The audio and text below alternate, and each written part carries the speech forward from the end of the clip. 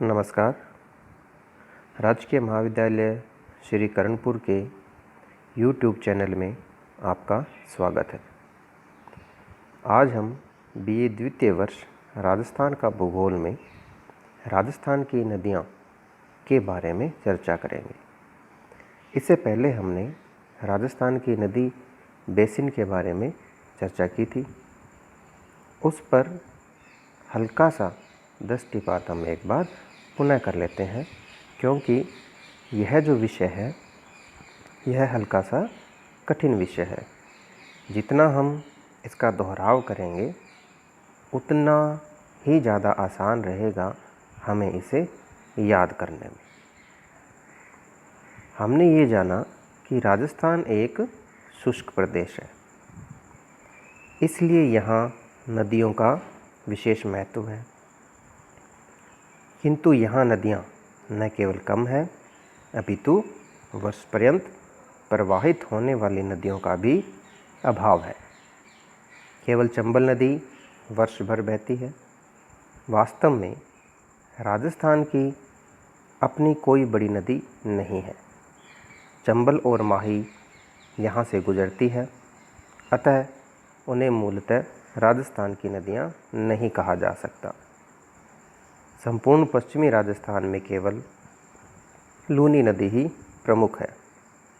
इसी प्रकार घग्गर नदी केवल वर्षा काल में प्रवाहित होती है। राजस्थान की अपवाह प्रणाली को नियंत्रित करने वाले कारक हैं भूगर्भिक संरचना, धरातल, विशेषकर अरावली पर्वत श्रृंखला और जलवायु। यहाँ के अपवाह तंत्र की एक मुख्य विशेषता यह है कि यहाँ आंतरिक प्रवाह प्रणाली पाई जाती है, जिसमें नदियाँ कुछ दूरी तक प्रवाहित होकर रेत अथवा भूमि में समाहित हो जाती है। राजस्थान की प्रमुख नदी प्रणालियों में चंबल, बनास, माही, लूनी प्रमुख है। यहाँ पर प्रमुख नदी प्रणालियों और उनका जल ग्रहण क्षेत्र दर्शाया गया है। यह जल ग्रहण क्षेत्र के बारे में हमने पहले वाले वीडियो में चर्चा कर ली थी, इसलिए यहाँ पर चर्चा नहीं करेंगे। एक हल्की सी चर्चा यह है कि सबसे जो ज़्यादा जल ग्रहण क्षेत्र है राजस्थान में वह बनास नदी का है। राजस्थान की नदियों को 3 समूह में विभक्त किया जा सकता है।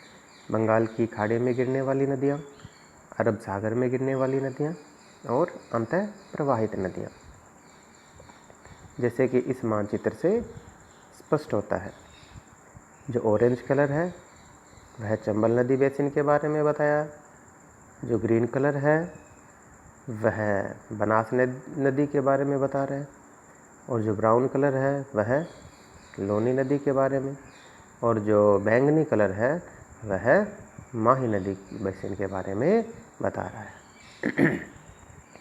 बंगाल की खाड़ी में गिरने वाली नदियाँ जैसे चंबल, बनास, बाणगंगा और इनकी सहायक नदियाँ जैसे काली सिंध, पार्वती, परवन, बेड़च, गंभीरी, कोठारी, खारी आदि।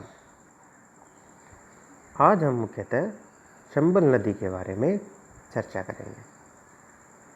चंबल नदी का प्राचीन काल में नाम चर्मनबती था। इसका उद्भव मध्य प्रदेश में महू के निकट जानापाव पहाड़ी से होता है। जानापाव पहाड़ी विंध्याचल पर्वत पर स्थित है। चंबल नदी राजस्थान में 84गढ़ किले के निकट प्रवेश करती है। यह नदी राजस्थान में बहती हुई कुछ जिलों के मध्य सीमा बनाती है, जैसे कोटा और बूंदी जिलों की, कोटा और सवाई माधोपुर जिलों की, तथा राजस्थान और मध्य प्रदेश की सीमा बनाती हुई ये आगे बहती है। अंत में यह नदी उत्तर प्रदेश के निकट इटावा नगर के पास यमुना नदी में मिल जाती है।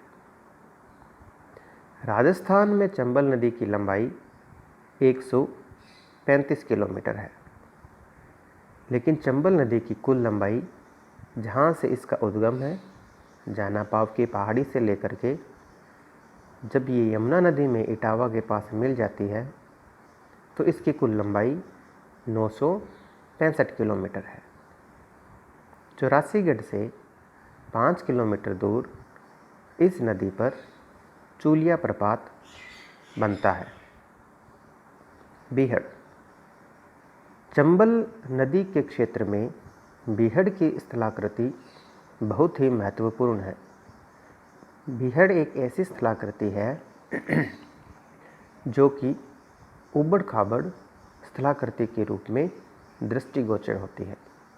न तो वह आवास हेतु न ही वह कृषि हेतु काम में ली जाती है।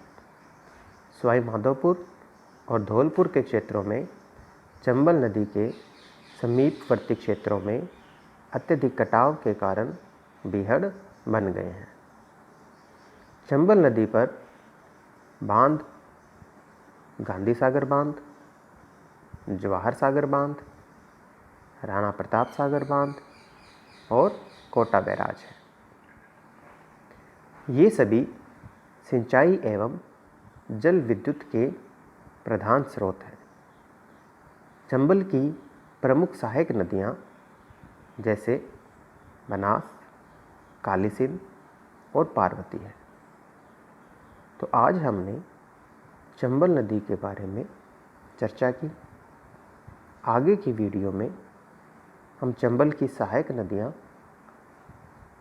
और मुख्यतः बनास नदी बेसिन के बारे में चर्चा करेंगे।